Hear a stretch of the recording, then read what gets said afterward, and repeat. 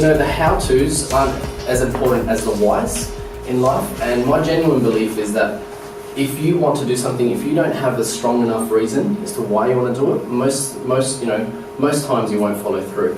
So for us, it's really important when we go through our strategy sessions with our clients and with the people that we work with, is to identify what are some of the short-term goals that we have around investing. Is it because we want to save some money on tax, or do we want to start a portfolio? Do we want to, reduce our mortgage and pay off our home a bit quicker?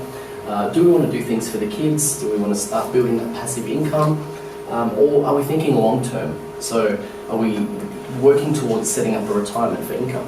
So a lot of this will generally influence some of the decisions that we make up front, and will shape the strategy that we employ when we start looking for properties and start building that portfolio. So for us, it's really important that we have the GPS, as we call it, know what is our starting position, get a really clear idea as to what the end position looks like, and then we'll formulate a plan or a pathway of how we can achieve that through property. So initially, I always get asked by a lot of investors, like what sort of investment should I do? And I come across two main types of investors. We've got active investors and we've got passive investors. And I guess the biggest distinction I can make between the two is an active investor is someone who is generally wanting to invest some sweat equity into the deals. So what that means is someone who wants to do a renovation, who wants to do a subdivision, do a project. Generally speaking, they're prepared to invest a lot more than just their money. So they'll go out there and they'll buy an old house and they'll improve its value by doing a renovation. We call that investing sweat equity. And sweat equity means you have to actually get physical, you have to invest your time, your energy, your effort. Generally there's a bit of risk involved as well. And majority of the time, the active investors are there to manufacture equity.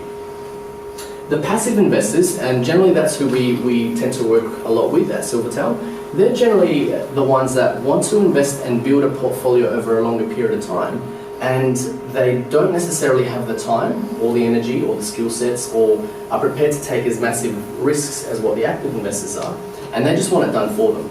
So what that means is, we sit down with our passive investors, map out a plan of what that's going to look like for them and what they need to achieve and what steps they need to take, and then we'll go out there and implement it and make it happen, basically. So they're really the two types of investors that we work with. And then once we've identified the type of investors that they want to become, we then get just a quick snapshot of their situation initially, and we work off the ally. So the ally is obviously your assets and your liabilities, your income and your expenses.